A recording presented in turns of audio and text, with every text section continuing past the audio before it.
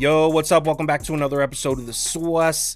Like I said, I'm short-staffed this week with the holidays, so I'm just going to run through as many games as I can quickly. Not going to go quite as deep as normal. Coming off a really nice weekend and capped it off with a great Monday night with the Eagles and the under. Had an 0-3 NBA night, though, which is, NBA's been good to me to start the season. But we're talking college football here. I'm going to go through as many as I can. Let's get it started. Welcome to the Sauce. The Sauce. Sauce. Hey, get the sauce. First up, let's talk Egg Bowl, Thanksgiving night. Ole Miss on the road in Starkville. Mississippi State is catching 10 points at home here. That number's down from 11.5. Total sitting at 55.5. Public is all over Ole Miss here, but the line's actually moving the other way. Pros out there are liking the Bulldogs in this spot. Numbers been bet down to an even 10 on most books. So as far as matchup history, the Egg Bowl's gone pretty back and forth. Mississippi State got them in Oxford last year, but Ole Miss did beat them in 2021, which is their last matchup in Starkville. So the same goes for a lot of these rivalry games this weekend. You can almost throw out all the data you have on these two teams because a lot of these teams, especially the ones that aren't playing for bowl eligibility or playoff implications, this is the Super Bowl. Mississippi State could be 2-9 and Ole Miss could be 10-1, and I'd still say they're live. These games are usually pretty crazy. So obviously, right off the jump, that makes me lean towards Mississippi State catching the point, siding with the sharp action. Now, this year in particular, we have to acknowledge that Ole Miss is significantly better than Mississippi State, or at least they have been. But it's really only on one side of the ball, to be honest, because Mississippi State's defense has really played a lot better down the stretch. Bulldogs are now up to 43rd overall defensively, according to Betarank, 58th in effective rush, 46th in effective pass. Ole Miss offense is much better, but still, there is some competition on that side of the ball. On the other side of the ball is where you see the crazy mismatch here. Not that Ole Miss defense has been elite, just 33rd overall defensively, but Mississippi State's offense has been an absolute mess this year. And I'm not just talking about the games where Will Rogers was hurt either. I mean, even before he got hurt, they were struggling to move the ball and score points. So that offense just really hasn't looked right all season. But here's the thing about Mississippi State, especially on the offensive side of the ball. We know they have talent. I mean, the fact is, two of their main pieces, I know I mentioned before they got hurt they were struggling, but quarterback and running back both missed a chunk of the season. Everyone's back. Will Rogers is back. Woody Marks is back. They have talent at wide receiver. And like I mentioned earlier, this is the Super Bowl. I think they could score on Ole Miss defense, so I'm going to take the points here. When I started writing notes for this game, was at 11.5, so it dropped a 1.5 in the last few hours. I'm on Mississippi State here, and I'll still take it at 10. Give me the Bulldogs. Next game. Let's skip on over to the Big 12. We got TCU on the road at Oklahoma here. Sooners laying an even 10, total sitting at 63.5. Everyone seems to be hammering TCU in this one. They're looking like a pretty public dog early on. Number's been bet down from 11 to 10.5. It's now at an even 10. Graphic doesn't show it, but most books are showing 10s right now. Look, Oklahoma has been anything but elite recently. 10.5. This seems like way too many points, but everyone's been in TCU here, and if this drops to 9.5, I might have to jump on Oklahoma. Keep in mind, TCU is 0-3 in their last 3 road games, and they lost by an average of 19.3 points. They've been getting their asses beat on the road. Oklahoma's still playing for a shot at the Big 12 championship. If Oklahoma wins and Oklahoma State or Texas lose, they're in there. Now, TCU is still playing for bowl eligibility, so it's definitely a meaningful game for them as well. But I feel like we're going to see Oklahoma's best fastball here, and Oklahoma has crushed me betting them this year. I think I'm 0-2 betting on Oklahoma, but I think I'm going back to the Sooners. This drops to 9.5. I'm taking Oklahoma. Next game. Iowa at Nebraska, a Big Ten West game, so I'm sure we'll see a ton of points here. Obviously, I'm joking. This total sitting at 26.5. Yes, it's not a typo. You heard that correctly. 26.5. Nebraska, this line's now up to 2.5. Was at 1.5. It's been bet up to 2.5. And yeah, everyone's betting the Huskers here, which obviously, as I mentioned, moved the line from 1.5 to 2.5. And it looks like the action is still coming in on Nebraska. Look, the total for this game is 26.5. That should tell you everything you need to know about this matchup and what people are expecting. I guess I'll lean Iowa now. I mean, you know what they say, Big Ten West, take the dog. So I'll lean Iowa plus 2.5, but this is probably a pass for me. Next game. Miami on the road at Boston College. BC catching a full 9 here at home. Total sitting at 47.5. So public definitely seems to be leaning towards Boston College in this one, but the money's a little closer to even, which means there might be some sharp action coming in on the Canes here. Line hasn't moved from 9 yet as far as I can see. I'm on Boston College in this one. I mean, what's been Miami's problem this year? They only seem to get up for the big games. They showed up to play Clemson. They showed up to play Florida State. Last week against Louisville, they showed up for that game and played them tough. They looked awful in their other games. And let's face it, yeah, it might be rivalry weekend, but Miami's already got their 6 wins. They're already playing in a bowl game. Where's the motivation here for the Canes? If I'm being fair, there's not much motivation on the Boston College side either. I mean, what are they playing for? But they're at home. It's senior day, last game of the season. They'd love to beat Miami. So I'm probably taking the points in this one. I also like the over at 48.5. So give me Boston College plus 9, over 48.5 next game. Let's talk SEC. Mizzou on the road at Arkansas. Hogs catching 7.5 points at home. Total sitting at 54.5. Public is all over Missouri as expected. 85% of the tickets, 95% of the handle. Everyone's betting Mizzou here. Line hasn't moved since it hit 7.5. It's been sitting at 7.5 since Monday morning. I saw an 8 out there, but for the most part, we're looking at 7.5s here. I don't want anything to do with this game, man. I mean, it's relatively meaningless for Missouri. Not sure where the motivation's coming from for them. I'd love to fade everyone and take the 7.5 points with Arkansas. It's senior day, final home game of the season, but I don't know if we can count on this Hogs team at all. Auburn came onto this field and absolutely smashed Arkansas, and I should know. I had Arkansas minus 2.5 in that game. Final score 48-10 from Auburn? How do you let Auburn do that to you? If Arkansas brings that kind of effort into this game, Missouri can win and cover this number at 75% effort. So this is another pass for me. Next game. How about some Mountain West? We got Air Force on the road at Boise. Boise State laying 6.5 points at home. Total sitting at 46.5. Everyone seems to be betting Boise State in this one. They're definitely looking like the heavy public side. And I mean, as expected, Air Force has truly looked terrible recently. Line has not moved from 6.5 though, as far as I can see. I'm interested to see if they'll start letting people grab Air Force at the 7. Haven't seen it pop up yet though. If this game was 3 weeks ago, Air Force plus 6.5 would have been my lock of the season. The problem is, like I mentioned earlier, that team has completely fallen off. They've now lost 3 in a row. They went from averaging 32 points per game in their first 8 to just 14.3 in their last 3. They went from allowing just 14.8 points per game in their first 8 to 27 points per game in their last 3. And those last 3 games, they were against Army, Hawaii, and UNLV. Now, UNLV, I'll give them a pass for. I think that team's very undervalued, especially since the quarterback, Laurier, didn't even play in that game. But Army and Hawaii? How are you getting beat down by Army and Hawaii? Which brings us to an important question. I mentioned Laurier. Is he going to play? He didn't play last week against UNLV. There's no updates on him as far as I can find. Tough to trust the Air Force offense right now either way, but especially can't trust him if he's not going to play. How can we trust Air Force to go on the road and score points on Boise State here? If you haven't followed any Boise football, their defense is very good against the run. They are 9th in effective rush, 116th in effective pass. Tell me that's not a nightmare matchup for Air Force, who runs the ball on 86% of their snaps. That's the most in the FBS by far. But before we go laying the 6.5 and siding with the public on Boise State, we got to take a look at the other side of the ball, because Air Force defense is kind of equipped to slow down Boise's offense as well. Air Force, just like Boise State, vulnerable to the pass, much better against the run. Not quite as good as Boise, but they're decent against the run. Boise State's really struggled to get the pass game going this year. Taylon Green started at quarterback last year for Boise as a redshirt freshman, and I mean, he really got off to a slow start, but finished the season strong. And a lot of people this year, including myself, thought he would take a step forward in his sophomore season, and really hasn't been the case. He's been really struggling with his accuracy this year. He actually got semi-benched. They've been rolling with that freshman, Maddox Madsen. Tell me that's not a quarterback's name. They've been rolling with that freshman for the last month and a half, but now Madsen is hurt. He's out for the year, so that means Taylon Green back at starting quarterback, so they're back dealing with the same problems they were dealing with earlier in the year. Can't throw the ball. Boise State's got to run the ball to win, and if we're talking about run game versus run game, Boise State versus Air Force, I don't feel comfortable laying 6.5 points, so I'd lean Air Force as far as picking a side, but in my opinion, the move here is the under. Clock's going to be running nonstop in this game, so give me under at 46.5, and if it hits 7, I might play back on Air Force, but as of right now, I'm just chilling on my under. Next game. Let's head on back over to the Big 12. We got Texas Tech on the road in Austin.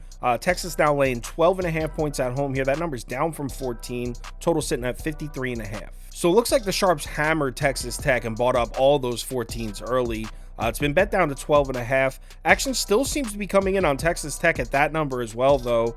Red Raiders starting to look like a public dog in this one. So as far as matchup history, Texas Tech got these guys last year, 37-34 win in overtime. But if you take a look at the last 5 years, the Longhorns always seem to struggle on the road in Lubbock. Last 3 trips there were all one-score games. 2 of them went to overtime. If you look at Texas Tech's last 2 trips to Austin, 70-35 they lost and 49-24. So Texas has struggled on the road in Lubbock, but they've beat up on Texas Tech at home. Obviously, this one's at home in Austin, so that's great news for Texas. And the truth is, they need this game. If Texas loses, there's a chance they don't even play in the Big 12 championship game. There could potentially be a 4-way tie for the lead in this conference. The Big 12 even said that they couldn't tell us who would play in the championship game if that happens, because there's 128 different possible scenarios. It comes down to points scored against common opponents, just all these moving pieces that obviously you would need to see the results of this week's games to even decipher it. So if Texas loses and Kansas State, Oklahoma, and Oklahoma State all win, we're looking at madness in the Big 12. The point is, obviously Texas wants nothing to do with that mess at home against a Texas Tech team that really hasn't looked that good recently, a team that also plays much better at home. This should be a comfortable Texas win, so I'm going to lay them here. I know everyone's taking Texas Tech, betting this number down. I'm on the other side. Give me Texas minus 12.5 next game. Let's talk some Big Ten. We got Penn State on the road at Michigan State. Michigan State is catching 20.5 or 21, depending on your sports books. Catching a lot of points at home here. Total sitting at 42.5. Action's coming in on Penn State pretty heavy. This number got bet up from 20 to 21. Like I said, there are still 20.5s out there, though. So if you like Penn State, might want to grab one of those because, I mean, we might be looking at 21s across the board soon. I truly want to take the 21 points here. I don't trust Penn State's offense. Michigan State's been showing signs of life recently. Looks like they've put that Mel Tucker bullshit in the past. They've won 2 of their last 3, including going on the road and beating an Indiana team that was pretty hot. Indiana was playing well. Michigan State went on the road to pull the upset off there. They're at home. It's senior day. Obviously, no bowl game for Michigan State. This is the last game of the season. They're going to leave it all out there. I truly want to take the points here, but I am scared of the Grim Reaper. I am terrified of James Franklin. This man knows the point spread and he wants to cover it. What he did to me in the West Virginia game early in the season, that might have been week 1 or week 2. Devastating. I still haven't fully recovered from that, honestly. So I'm scared to do it. Probably not going to bet this one, but I'd lean Michigan State plus 21 next game. Let's head out to the Pac-12 for the Civil War, and I believe we are allowed to say that again. I think they deemed the name offensive, but now I think we're allowed to say Civil War. Whatever. Oregon State at Oregon. Oregon laying 13.5 points at home. Total sitting at 62.5. That total's up from 59.5, so that's getting bet up, that number. Public's looking pretty split even on this one, with the sharp action appearing to come in on Oregon State. Line's sitting tight at 13.5, though, at the time I'm recording this. So obviously people are pretty confused at this line, right? You got Oregon State almost beating Washington last week. Came down to the last minute. How are the Ducks laying 2 touchdowns to them? Well, for starters, Oregon's been dominant at home. They're a perfect 6-0 in the season at home, averaging over 52 points per game and allowing just 15.5 points per game. Oregon's blowing teams out at home. The only team that was able to go on the road there and come close to the Ducks was USC, and it was really only close on the final score because Oregon was up 22 with like 11 minutes left. USC scored some points there at the end. They ended up winning by only 9, but that game wasn't close. That was a dominant win. And we're talking about Oregon State on the road here, which, as we know, and this dates back multiple seasons, Beaver defense just isn't the same away from home. They are nuts. They're tough to score on in Corvallis. Not really the same story on the road. Here are the numbers from their Pac-12 games this year. You can see the offense shows up. They're averaging over 34 points per game, both at home and on the road, but just 17.5 points per game allowed at home compared to over 31 points per game on the road. And I know this year's Pac-12 games is definitely a super small sample size, but like I said, this dates back multiple years now. Beavers defense just doesn't hit the same on the road. So I know at first glance, 13.5, 14 points seem crazy, but I do get the line. The thing is, I think the Beavers are going to score points in this game. Oregon State defensively may not be the same on the road, but DJU's been great on the road this year. Over 230 yards per game, 12 touchdowns with just one pick, a 158 passer rating. Those are his numbers on the road. He's been excellent on the road. And Oregon State's got a great rushing attack, and the Oregon run defense is good, but if you look at their schedule, they really haven't been tested on the ground like that. So I'd actually lean Beavers in this one. I know it seems like the sportsbooks are begging us to take Oregon State at this number, so I think my favorite bet's actually the over. Was at 59.5, it's up to 62, then 62.5. So I'd still take it. I'd still take over at 62.5 with a lean on Oregon State plus 13.5. If I can get a 14, I will pull the trigger and take Oregon State. Next game. Back to the Big Ten for probably the biggest game of the weekend, or certainly the one being most talked about. You got Ohio State on the road in the Big House. Michigan laying 3.5 points in this one. Total sitting at 46. Ohio State shaping up to be the public side here. Everyone seems to be coming in on the Buckeyes at that 3.5 number. Still hasn't dropped back down to 3 even though. So we'll have to see how this one shapes up. I would imagine at some point that actually keeps coming in on Ohio State. It will drop to 3, but I haven't seen it yet. Well, I can tell you straight up, I am on the under in this game. I bet the under in Ohio State, Penn State. I bet the under in Michigan, Penn State. All three of these Big Ten East elite schools all have the same type of build this year. Elite defenses with unproven offenses. So before I even start, give me the under at 46. I'm all over the under. Give me the under. As far as betting aside here, this number feels about perfect at 3.5. I mean, if it was 2.5, I would probably lean Michigan, but this feels like a true coin flip. Maybe I'll throw a few dollars down on Ohio State money line just to make it fun, gamble a little bit, but I don't think there's a ton of value, at least that I'm seeing, on a side in this one. So just give me my under and I'm going to keep it moving. Next game. Kentucky is on the road to play a Louisville team that all of a sudden, after a Jordan Travis injury, is probably sitting in the driver's seat to win the ACC. Cards are laying a full touchdown here at home. Total sitting at 50.5. Action's looking really split in this one. I mean, almost a dead 50-50 split. I'm mostly seeing all 7s across the board. I did see a couple heavily juiced 6.5s pop up here and there, but for the most part, we're looking at even 7s. Unfortunately for me, I just can't get there with Kentucky. To me, this looks like a team that's next to giving up on the season. I think they've lost 5 of their last 6 now. They just got held to 14 points by South Carolina. That offense just isn't working. I still do respect Kentucky's defense, especially the defensive front. They've been pretty decent against the run this year, and I think they can give the Cards offense some problems, but I don't think we can count on Kentucky to score enough points to cover the number. Louisville's defense has been awesome this year, so I guess I'd lean under. If I see a 6.5 close to kickoff, maybe I'll grab Louisville, but I don't really love this game. I guess I'll go Louisville or pass, under or pass. Next game. SEC up next. We got Texas A&M on the road in Death Valley to play LSU. Tigers are laying 11.5 points here at home, which is up from 10.5. Total sitting at 66.5. Action's coming in all over LSU in this one. Numbers been bet up from 10.5 to 11.5, like I said. Doesn't really seem to be slowing down either. I mean, everyone just seems to be flooding in on LSU. This number might keep moving. If you like LSU, it might be smarter to get your bet in sooner rather than later. I can't bet this one until I know what's up with the A&M quarterback situation. Max Johnson hasn't played the last 2 weeks. They've got this sophomore Jalen Henderson in there, and he looks okay. Actually, he looked pretty good at times, but I don't know if I'm down to back an inexperienced quarterback to keep up with LSU's offense. If Max Johnson plays, I'm down to take the points here, though. Keep in mind, yeah, they fired Jimbo Fisher. Yeah, they've had 2 quarterbacks go down with injuries now. 2. But despite all the bullshit Texas A&M has gone through, they still probably have the best pass rush in the country. If there's one defense that could put Jaden Daniels into some uncomfortable situations and force him into a turnover or 2, it's probably this Aggies defense. And LSU has made it abundantly clear that their only motive at this point is getting Jaden Daniels the Heisman Trophy, because they kept him in the entire game last week so he can score 8 touchdowns and blow out Georgia State. I mean, there's no other reason other than trying to get him the Heisman. I could see him turning the ball over a time or 2 in this. So if Max Johnson's going to play, I'm taking Texas A&M. I think they're live. I might even sprinkle the money line in that one. If he doesn't, I'd probably still lean Texas A&M, but most likely would be a pass for me in that instance. Next game. Colorado on the road in Utah. We're talking Buffs. Utah laying 21.5 points here at home. I saw some 22s out there as well. Total sitting at 52.5. So this one's starting to look like a pros versus public setup here. Public's actually leaning towards Utah, and the sharp action seems to be leaning towards Colorado, according to the data. Consensus line has moved from 21.5 to 22, but there are still 21.5s out there. This number sucks, because I wanted to play Utah. But at 22, I just don't think I could do it.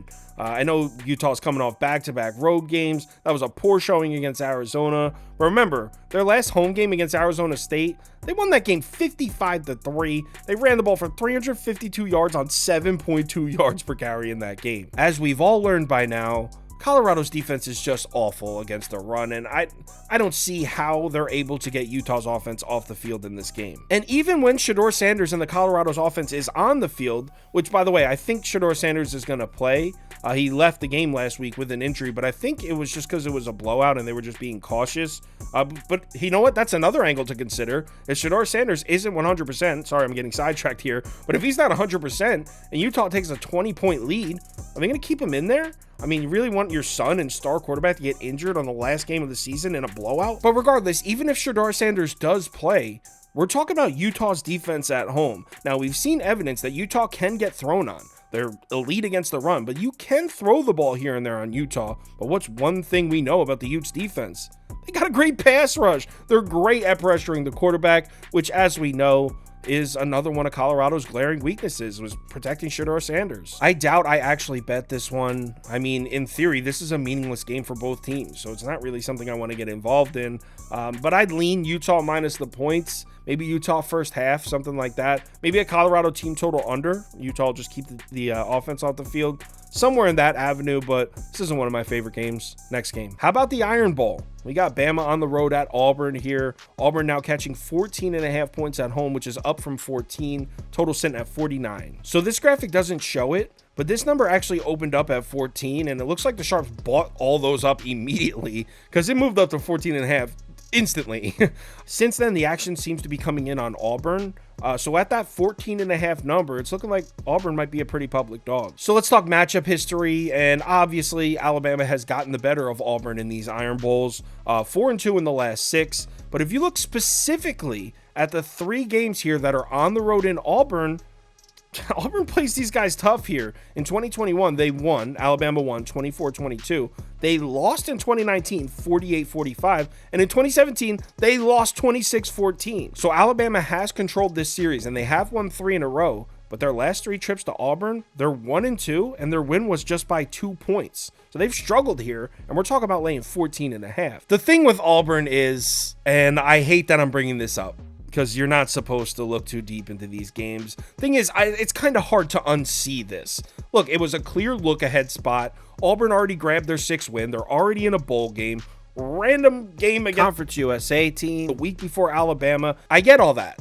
But, yo, 31-10 to New Mexico State on your home field? How can I unsee that? And I know you're not supposed to look at these games. It's a look-ahead game. It means nothing. But good Lord, man. And it's not just that game that concerns me. In fact, I don't really care about that game. It's more just funny to bring it up. The thing that concerns me about Auburn is this defense just isn't built like the Auburn defenses of recent years. Auburn usually has a dominant defensive front, like the Derrick Browns up front. I mean, they usually have guys that can shut down the run.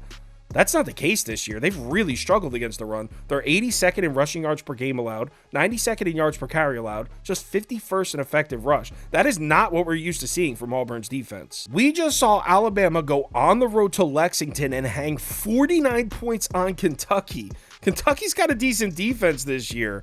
I mean, there is nothing on paper to suggest Auburn can stop Alabama in this game. There's just nothing. On paper, they should hang another 40 points, which is why betting this one is pretty simple. It comes down to a simple question, and it just comes down to how you personally like to bet. If you follow the history and the trends, Auburn plus 14.5 is the move here. They've kept it close with Alabama 3 games in a row on their home field, so all trend-based and historic signs point to Auburn plus 14.5 being the move. But the numbers clearly say Alabama should win by at least 3 touchdowns, at least. They should blow Auburn out on paper, so it depends on how you like to bet. Personally, I'm saying screw the history. I'm following the numbers here. I know Alabama most likely won't have a shot at the college football playoff with 2 losses, but I mean, it's still not completely out of the question. So they're going to want a convincing win here. I think they blow them out. I'm laying it. Give me Alabama minus 14.5 next game. Some more Pac-12 action. We got the Territorial Cup. It's officially Hate Week, and yes, that's what they call it. Arizona versus Arizona State, Hate Week. We got Arizona State catching 10.5 points at home here. Total sitting at an even 50. Action's coming in heavy on Arizona in this one, which is expected. I mean, Arizona looked dominant in their win over Utah last week. Line is actually moving the other way, though. So there's some sharps out there that definitely like the Sun Devils. Numbers have been bet down from 11.5 to 10.5. As far as matchup history, Arizona finally snapped their losing streak in this rivalry last season. They beat Arizona State last year 38-35. Before that was 5 straight losses and a few blowouts in there. So it's nice to see the Wildcats grab one of these, but that was at home. Now they go on the road to Tempe, where they haven't won a football game since 2011. I'm taking the 10.5 points with Arizona State in this one. I'm siding with the sharp action. Looks like Rashada may return at quarterback for Arizona State. Not that that really moves the needle for me. I thought it was interesting to mention because he looked kind of cool. He's a freshman. He played a couple games early, then got hurt. But like I said, doesn't matter if he plays or not because I like Bourget, the other quarterback, so I'm down to take the points no matter who plays. My main reason for taking Arizona State in this spot is I like that defense. I think the Arizona State defense is a little undervalued. They've been solid against the pass this year. They're 39th in effective pass. That's why I made Arizona State plus 27.5 one of my top bets against Washington and Michael Penix. It's because this Sun Devil defense is a tough matchup for an offense that relies on the passing attack. And this Arizona offense is slowly becoming more and more pass happy with Fafita. In the last 3 games, they've thrown the ball in over 55% of their offensive snaps. That's 18th most in the FBS. This Arizona State defense might be a sneaky tough matchup for Arizona. And it might be a sell high spot for Arizona coming off that dominant win over Utah. Now they go on the road to play an underrated defense, a team that's going to be fired up, looking to play spoiler. I like the Sun Devils. I think they're live in this one. I might sprinkle the money line. Give me Arizona State plus 10.5 next game. Some more SEC. We're talking commies football. Vandy on the road in Knoxville. Tennessee laying 27 points at home here. Total sitting at 56.5. Public's coming in all over Tennessee as expected. I still haven't seen this line move though. It's been sitting at 27 since Monday. And as I'm recording this now, I'm still seeing nothing but 27s across the board. Look, straight up, the only reason I included this game is somebody I know, a friend of mine, is betting Vanderbilt plus 27 pretty heavily. Someone I trust. I may tail him, not sure. I mean, I do get his point. Tennessee is essentially playing for nothing. There's zero motivation for the Vols to keep playing hard in the second half once they secured a win. It's senior day, so maybe they throw their backups in there if it's not close. I mean, look, it makes sense, but taking Vanderbilt on the road in Knoxville does seem a little bit insane. So make your own decision. If I tail them, it won't be more just for fun. So I'll say Vanderbilt plus 27, but obviously make your own decision. Use your judgment here. Next game. More Big Ten. We got Northwestern on the road at Illinois. Illini laying 5.5 points at home here. Total sitting at 47. Public is split down the middle in this one. Looks like the Sharps are in a disagreement here. They hammered Illinois at 5.5, bumped it up to 6.5, and all those Northwestern plus 6.5s got bought up pretty quick because it dropped right back down to 5.5. Line's doing a little bit of ping pong here, so tough to get a read on it. As I'm recording this, I'm looking at 5.5s. I think it was Brad Powers or Joey Knish or one of those guys that said take the dog in any Big Ten West game, and I think they said it kind of jokingly, but that was about 2 weeks ago, and since they said that, that has hit almost every single time. The dogs just keep covering in these Big Ten West games. So I absolutely hate that I'm considering fading that trend here. I kind of like Illinois coming off the loss last week. They're at 5 wins. They need this one for bowl eligibility. Northwestern already has their 6th win. They're already playing in a bowl game. Seems like a much more meaningful game for Illinois. You got Northwestern coming off a big win against Purdue where they were actually, that line closed, they were 3-point dogs and they won outright. So I'm leaning Illinois here, but it seems crazy based on what's happened the last couple weeks to take a favorite in a Big Ten West game. But I'm on the Illini. Illinois minus 5.5 next game. Virginia Tech on the road at Virginia. UVA is now catching a full 3 at home. This number is up from 2.5. Total sitting at 51. So this number was at 2.5, but all those Vatech 2.5s got bought up really quickly.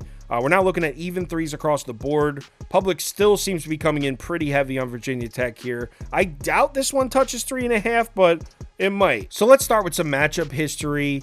Virginia Tech has absolutely owned the Cavs in this rivalry. Since 2004, Virginia Tech is 17-1 against Virginia. 17-1. The Commonwealth Clash, that's what they call it. It's been extremely one-sided rivalry. Keep in mind, this game was not played last year, though, because of the shooting at UVA.